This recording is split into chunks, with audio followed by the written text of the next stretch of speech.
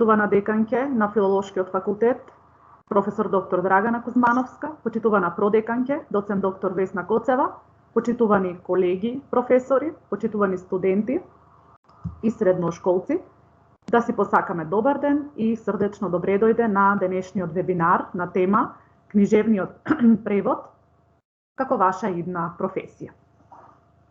Сметавме дека вреди да се проговори на оваа тема, бидејќи преводот воопшто представува професија која допрва треба да го добие своето вистинско место. Ќе поразговараме за тоа како функционира спрегата писател-преведувач-издавач и како воопшто да се пронајдете како книжевни преведувачи, односно како книжевниот превод да стане ваша идна професија. Македонија има навистина голем број преведувачи. Ќе ги спомнеме Драги Михајловски како преведувач од англиски јазик, Ширилов од француски, Клетников од руски, многу други. Би го цитирала во оваа прилика професорот Драги Михајловски, кој на едно место вели: преводот не му прави ништо на оригиналот, зашто тој си стои суверено и е неменлив. Вашето преведувачко дело почнува да живее свој живот. Ќе проговориме за многу интересни дилеми, колку преведувачкиот процес значи процес на создавање на ново дело, како се стигнува до ангажман на книжевен преведувач и за многу други прашања. На денешниот вебинар учество ќе земат професорите и студентите од катедрите кои функционираат во рамки на Филолошкиот факултет при Универзитетот Гоце Делчев. Катедрата за англиски јазик, катедрата за германски јазик, катедрата за романски јазици, како и групата за турски јазик и книжевност, кои во изминатите неколку недели работеа, организираа работилници за книжевен превод. Резултатите и заклучоците од работилниците ќе бидат презентирани во вториот дел од денешниот вебинар, а претходно со свој излагање на веќе поставените дилеми ќе има колегата професор доктор Игор Станојовски, вонреден професор на катедрата за македонски јазик и книжевност, наш македонски романописец, лингвист и преведувач. Автор е на повеќе книги од областа на лингвистиката, како и на романите Гаргара, Првиот универзитетски ден на мојата ќерка и романот Бисомни, за кој во 2018 година го доби Рациновото признање. Пред официјално да започнеме со работа, пред официјално да започне вебинарот, го поканувам проректорот, професор доктор Мишко Джидров, да ни се обрати. Проректоре Джидров, повелете. Благодарам, професорке. Почитувана деканке на Филолошкиот факултет, почитувана продеканке, почитувани професори, почитувани студенти. Добродојдовте на вебинарот на тема книжевниот превод како ваша идна професија. Преводот е неопходен за ширење на нови информации, знаење и идеи низ целиот свет. Без превод не може да се поврзат различните култури. Преводот овозможува различните дела да го прошират своето значење и своето знаење низ целиот свет, а со тоа и да помогнат во промената на историјата. Нашиот мултикултурен и повеќе јазичен свет во кој што живееме е место кое што бара јасна и ефикасна комуникација помеѓу јазиците и културите.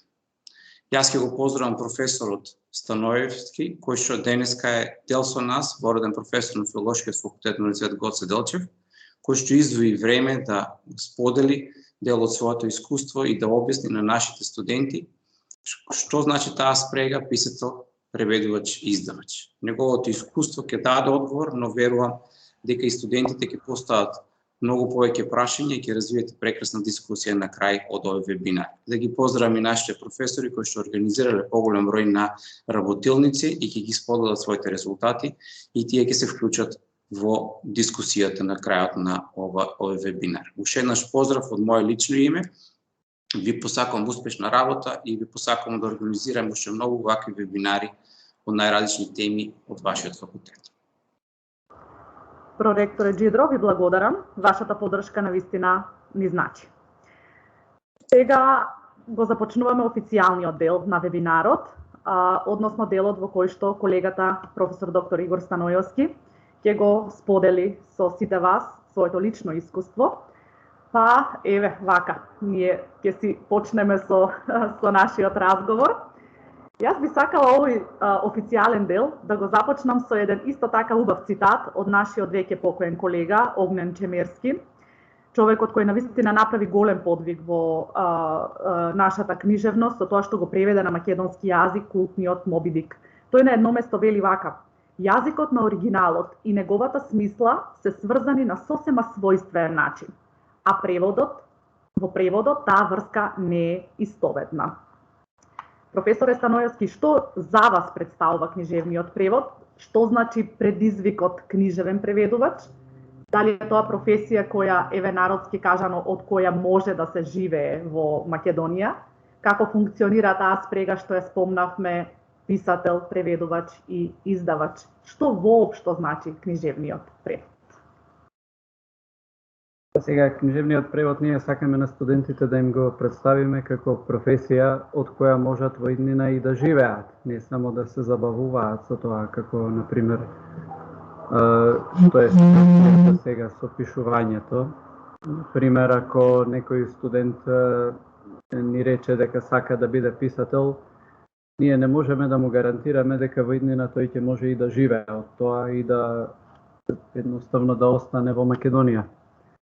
Додека пак книжевниот превод е можност за студентите да си најдат идна професија која ќе им биде по струка на филолозите, на оние што дипломирале на филолошкиот факултет, а ќе можат и да заработуваат доволно за да останат да живеат во Македонија.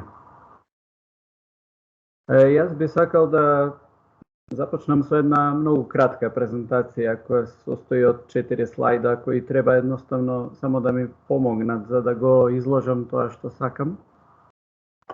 Сега ќе ја вклучам, ама нема значи излагањето мое нема да се сведе на таа презентација, туку тоа ми е само подлога.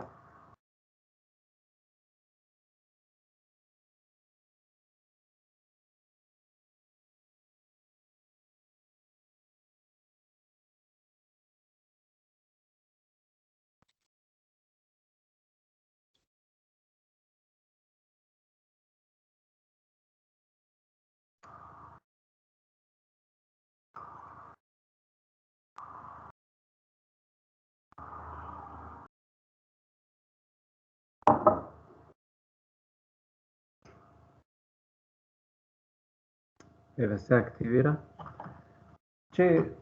На првиот слайд ги гледаме етапите во издавањето на странскиот роман. Според мене, за да ја сватиме улогата на книжевниот преведувач, би сакал прво да ги погледнеме етапите во издавањето на странскиот роман. Конкретно земаме романите, затоа што тоа најчесто се преведува. Значи, прво ја имаме како прва етапа е потрагата по книга, односно тука најчесто издавачот, а понекогаш и преведувачот ја бараат прво книгата што сакаат да биде преведена на македонски јазик. Тоа е можеби не може за ниедна од овие етапи да се рече дека е помалку важна или повеќе важна. И потрагата по книга, значи да се одбере соодветната книга која ќе се пласира потоа на македонскиот пазар и која ќе сакаат македонските читатели да ја читаат, исто така е многу важна работа, можеби и основната. Потоа, откако ќе се најде книгата, издавачот трага по собственикот на авторските права и се поврзува или со писателот, или евентуално ја наоѓа агенцијата која го застапува писателот. Најчесто, писателите се застапувани од некоја агенција, што не е случај со македонските писатели, речиси никој од македонските писатели не е застапуван од агенција и исто во Македонија не постои книжевна агенција. Не постои таква институција. Па натаму за Македонија, односно за македонскиот пазар, бидејќи станува збор за многу мал пазар, третата фаза е од суштинско значење, односно издавачот гледа дали може да се добијат финанси од некаде. И најголем дел од државите си имаат своја установа или некоја одделение во рамките на Министерството за култура, кој доделува грантови за превод и издавање на книги. Целта е нормално да се промовира, да си ја промовираат културата. Потоа ние ќе видиме и на кој начин Македонија пак ги се бори за промовирање на македонската култура. Натаму во четвртата етапа го имаме преводот, кој најчесто тоа е и најдолгата етапа поради природата на работата, затоа што